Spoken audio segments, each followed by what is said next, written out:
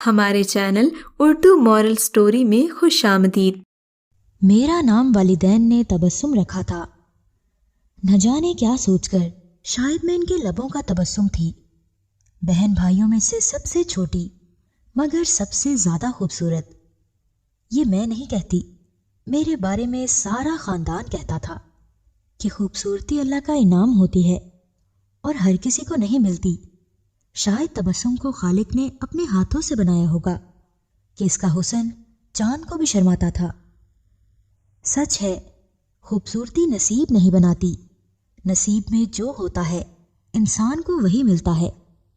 میرے نصیب میں بھی خوشیوں اور امیدوں کے بہت سے دن تھے، مگر یہ خوشیاں دائمی نہ تھیں، کیونکہ امیدوں کو حسرتوں میں بدلتے دیر نہیں لگتی۔ میں ابھی تیسری کلاس میں تھی جب میرے بڑے بھائی اور بڑی بہن نصرت آپا کی شادی ہو گئی۔ آپا بیاہ کر سسرال چلی گئیں اور بھائی کی دلہن ہمارے گھر آ گئی۔ میرے بھائی کا بزنس کراچی میں تھا جبکہ ہم بیلا میں رہتے تھے۔ میرا بچپن اپنے آبائی شہر میں گزرا، وہاں کے اسکول میں پڑھا اور کھیل کود کر ہوش سنبھالا۔ ہمارا اسکول کو ایجوکیشن تھا، لڑکے اور لڑکیاں ساتھ پڑھتے تھے۔ میرا چچا زاد حسیب بھی میرے ساتھ پڑھتا تھا۔ چچا کا مکان ہمارے مکان سے تھوڑے فاصلے پر تھا۔ وہ اپنے گھر سے اسکول آتا اور میں اپنے گھر سے اسکول جاتی۔ وہ میرا کلاس فیلو تھا، لیکن اسکول میں اس سے بات نہ کرتی تھی کیونکہ وہ بے حد شرارتی اور بدتمیز تھا۔ جب چوتھی جماعت کے سالانہ امتحان نزدیک تھے تو حسیب کے والد نے اس کی کاپیاں چیک کیں جو نامکمل تھیں۔ اس نے کافی سبق چھوڑے ہوئے تھے۔ ٹیچر نے اسی وجہ سے پرچہ لکھ کر اس کے والد کو آگاہ کیا تھا کہ اس کا کام مکمل کروائیں ورنہ فیل ہو جائے گا۔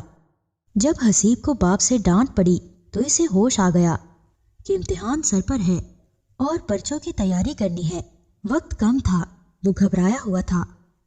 میں اپنا کام روز کیا کرتی تھی، یہ میری عادت تھی، لہٰذا میری کاپیوں میں مشقیں اور اسباق کے سوالات مکمل حل کے ساتھ موجود تھے۔ چونکہ کلاس کی ذہین اور لائق طالبہ تھی، لہٰذا ٹیچر نے مجھے مانیٹر بنایا ہوا تھا۔ حسیب جانتا تھا میری کاپیوں میں سال بھر کا کام مکمل ہے اور وہ کبھی اپنی کاپیاں مکمل نہیں کرتا تھا۔ اس نے مجھ سے ریاضی کی کاپی مانگی، چونکہ وہ کتابوں اور کاپیوں کو لکیریں ڈال کر گندا کر دیتا تھا اور سیاہی کے دھبے لگا دیتا تھا، لہٰذا میں نے اسے اپنی کاپی دینے سے انکار کر دیا۔ مجھے یہ ڈر تھا کہ کہیں یہ انہیں بھی پھاڑ کر نہ واپس کرے، جیسا کہ وہ اپنی کاپیوں میں سے صفحے پھاڑ کر انہیں ڈھیلا اور بیکار کر دیا کرتا تھا۔ وہ میرا چچا زاد ضرور تھا، مگر اپنی لاپرواہ طبیعت کی وجہ سے مجھے اس سے نفرت ہو گئی تھی۔ میں نے اسے اپنی کاپیاں دینے سے انکار کر دیا، جبکہ ٹیچر نے الٹیمیٹم دے دیا کہ اگر اس نے 3 دن کے اندر اپنا ریاضی کا کام مکمل نہ کیا تو اسے سزا ملے گی۔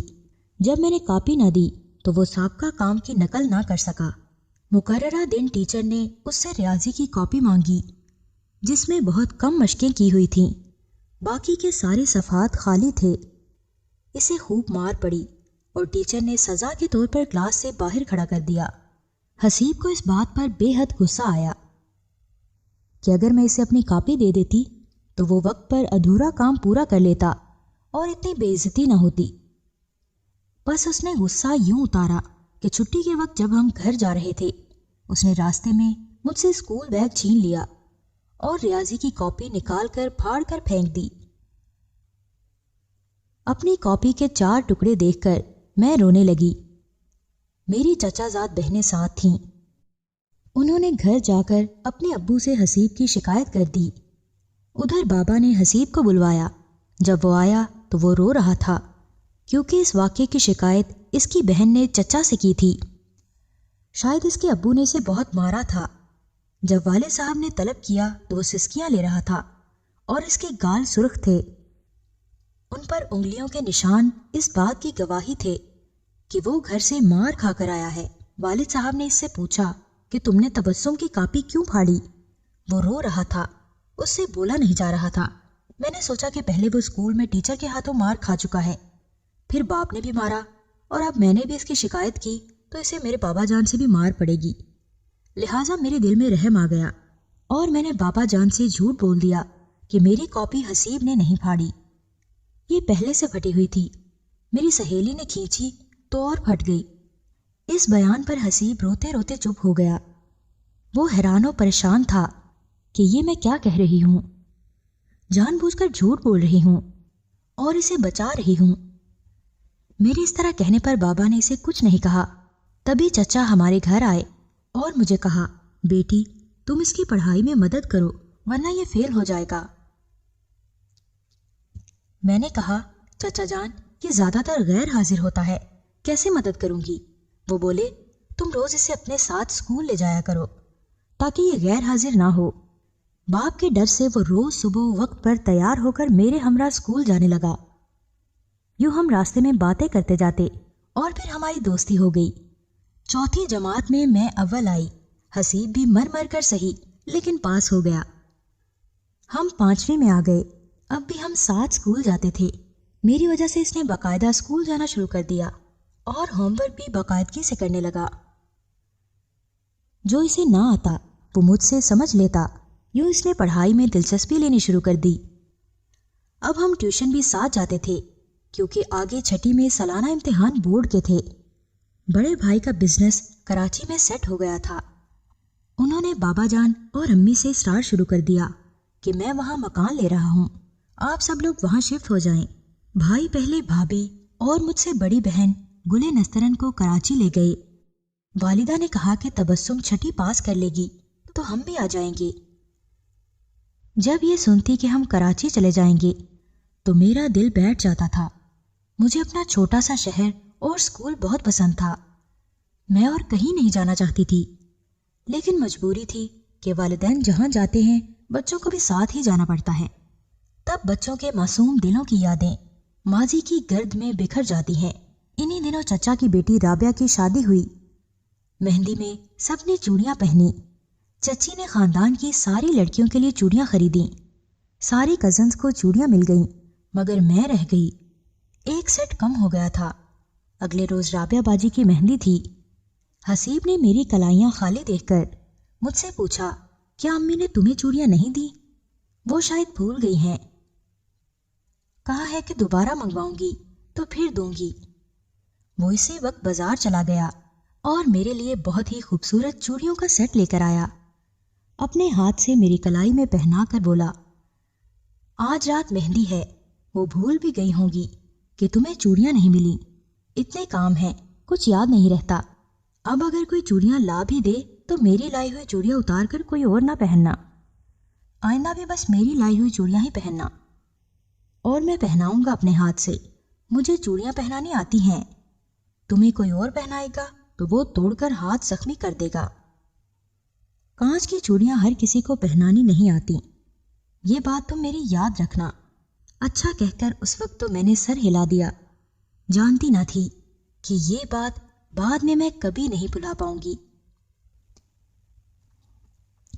6 میں وقت تیزی سے گزر گیا اور بورڈ کے سالانہ امتحان ہو گئے تو والدہ نے حکم دیا، آپ لوگ تیاری کر لو، کراچی چلنا ہے۔ میں بہت اداس تھی۔ اپنا اسکول، سہیلیاں، خاص طور پر حسیب کا ساتھ، سبھی کچھ یاد آ رہا تھا، خاص طور پر بیتا وقت اور بچپن کی یادیں۔ جدائی کی تڑپ سے دل زخمی ہو رہا تھا مگر جانا تو تھا۔ آنسو بھری آنکھوں سے دادا دادی، چچا چچی اور ان کے بچوں کو اللہ حافظ کہا، خاص طور پر حسیب کو جس سے بچھڑنا بہت مشکل تھا۔ میں رو رہی تھی اور وہ بھی آنسو پہنچ رہا تھا۔ ہم رو رو کر الگ ہوئے۔ میں نے اس سے وعدہ کر لیا کہ وہ اسی طرح دلچسپی سے پڑھتا رہے گا اور اسکول سے ناغہ نہیں کرے گا، کیونکہ اب اسے پرائمری اسکول سے ہائی اسکول جانا تھا۔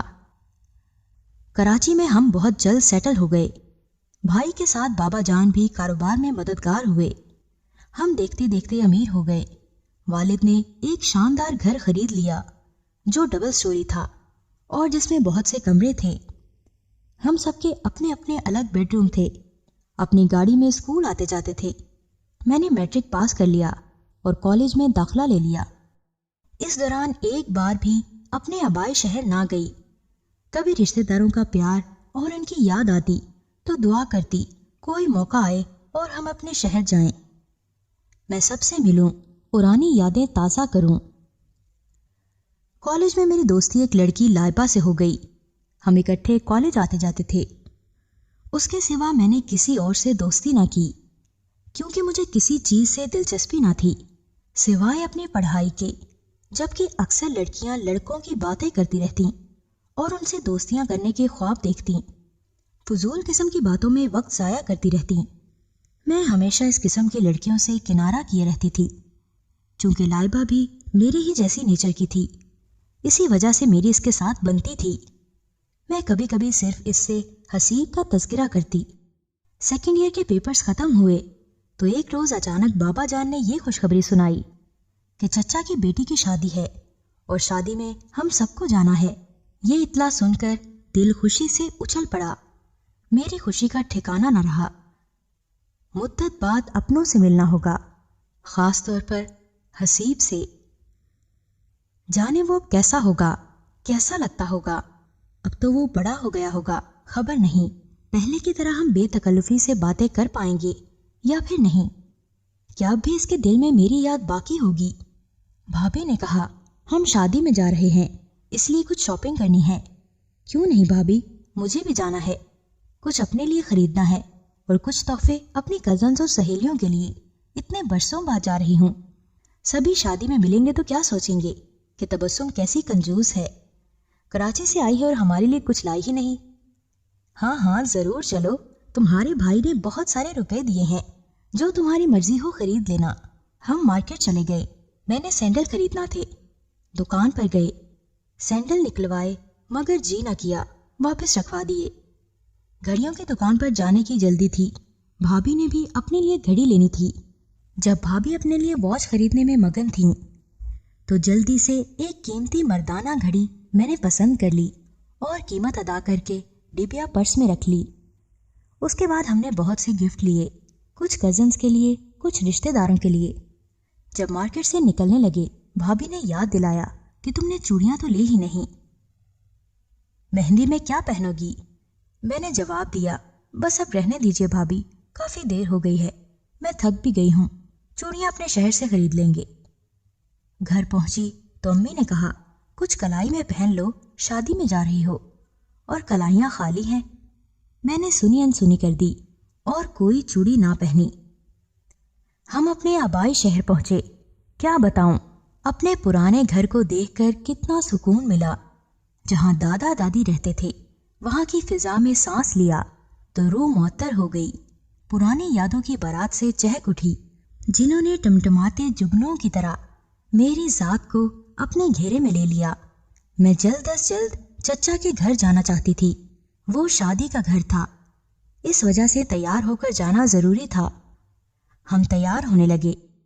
بہت خوبصورت جوڑا میں نے پہن لیا اور بالوں کا جوڑا بنایا. سونے کا ہلکا سا سیٹ بھی پہن لیا، لیکن چوڑیاں نہیں پہنی، کلائیاں خالی تھیں. بھابھی نے پھر یاد دلایا کہ تمہارا سنگھار ادھورا ہے. ایک کلائی میں بس گھڑی باندھ لی ہے، سیدھے ہاتھ کی کلائی میں چوڑیاں نہیں ہیں. مہندی والا گھر ہے بھائی، چوڑیاں تو پہن لو. میں نے کہا لائی نہیں تو کیوں کر پہنوں. وہ بولی سونے کی تو ہیں تمہارے پاس، انہیں پہن لو. سونے کی چوڑیاں بھاری لگتی ہیں بھابھی، مجھے سونے کی چوڑیاں اچھی نہیں لگتی. چچی نے مہندی میں سب لڑکیوں کو چوڑیاں دی ہیں، میرے لیے بھی لے کر رکھی ہوں گی. یاد آیا پہلے ایک بار وہ مجھے چوڑیاں دینا بھول گئی تھیں. دل سے دعا نکلی اللہ کرے اس بار نہ بھولی ہوں کہ میری کلائیاں خالی رہ جائیں. خیر ہم شام کو گئے. مہمان جمع تھے اور مہندی کی تقریب شروع تھی. چچی ہمیں دیکھ کر خوشی سے دوڑی آئیں، گلے لگا لیا اور حسیب کی بہن نسترن نے خوش ہو کر استقبال کیا. گھر مہمانوں سے بھرا پڑا تھا مگر خالی خالی لگ رہا تھا. میری نظریں ادھر ادھر کسی کو تلاش کر رہی تھیں. نسترن سمجھ گئی میں کسے ڈھونڈ رہی ہوں. وہ ہاتھ پکڑ کر مجھے حسیب کے کمرے میں لے گئی جو بستر پر نیم دراز تھا. میں نے کہا واہ، بہن کی شادی ہے اور تم یہاں ایسے پڑے ہو جیسے کسی پڑوسی کی شادی ہے. مجھے اچانک سامنے دیکھا تو چونک کر اٹھ بیٹھا. تم کب آئی؟ اتنے دنوں بعد آئی ہو، کتنی بڑی اور لمبی ہو گئی ہو، اور تم بھی تو اتنے دراز قد ہو گئے ہو جیسے کھجور کا درخت ہو. تمہیں تو میں ہمیشہ درخت ہی لگتا تھا اور اب بھی درخت کہہ رہی ہو. اس کے چہرے سے خوشی छुपाए न छुप रही थी। नुसरत मुझे हसीब के पास बिठाकर कमरे से चली गई थी। तभी उसकी नज़रें मेरी कलाई पर पड़ी। सारा श्रृंगार किया है मगर 16 श्रृंगार नहीं किया। वो क्या होता है? मैंने हैरत से इसे देखा। चूड़ियां नहीं पहनी, क्यों? मैं माजी की दुनिया में खो गई। तुमने ही तो कहा था किसी और से कांच की चूड़ियां ना पहनना, वरना हाथ जख्मी हो जाएंगे। हर किसी को कांच की चूड़ियां पहनानी नहीं आती। मेरे इस फिक्रे पर मुस्कुराहट उसके लबों पर फैल गई। जल्दी से अलमारी खोली और डिब्बा निकालकर चूड़ियां मेरी कलाई में पहना दी। कहने लगा, मुझे यकीन था कि मेरी कही हुई बात तुमने याद रखी होगी, तभी तुम्हारे लिए मैंने ये चूड़ियां खरीद ली थी कि तुम आओगी तो पहना दूंगा। और मैंने भी एक चीज ली है तुम्हारे लिए। क्या है? कराची का तोहफा है, ये कहकर घड़ी निकालकर उसे दे दी। इसे पहन लो, तुम पहना दो मेरी कलाई में।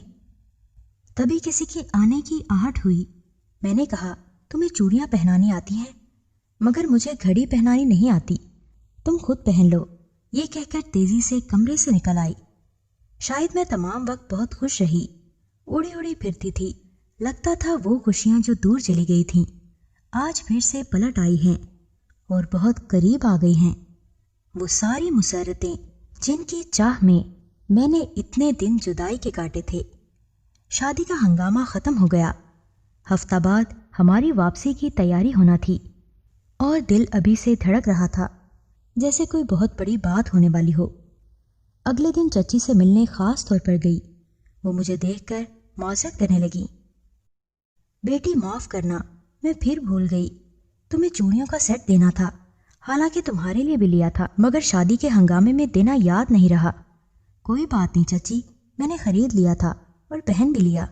ये देखिए, मुझे पता है आपकी याददाश्त का, भूल जाती हैं आप। और वो ज़्यादा शर्मिंदा हो गई। गले लगाकर प्यार करने लगी। फिर कहा, आइंदा हरगिज़ नहीं भूलूंगी। हसीब की शादी पर। हसीब की शादी पर? मैंने हैरत से पूछा, चच्ची क्या हसीब की शादी है?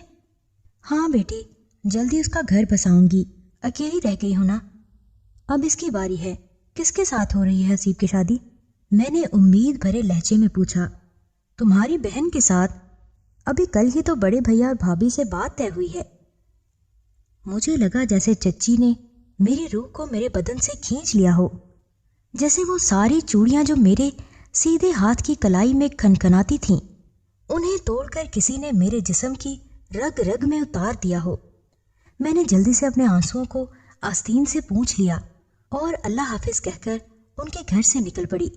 घर पहुंची तो मुझसे बड़ी बहन रूहाना और हसीब की शादी का चर्चा हो रहा था।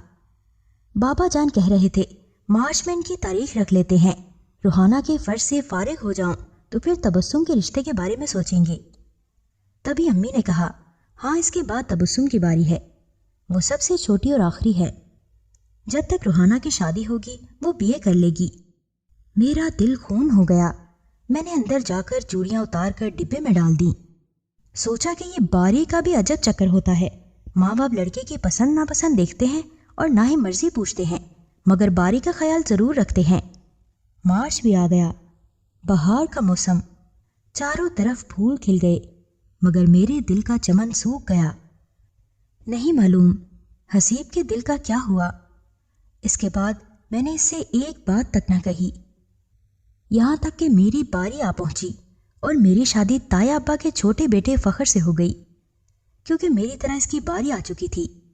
हसीब ने मुझे कांच की चूड़ियों का तोहफा मेरी शादी पर भिजवाया था, मगर मैंने नहीं पहना कि कोई पहनाने वाला जो ना था, और मैं किसी और से चूड़ियां पहनकर अपने हाथों को जख्मी नहीं करना चाहती थी।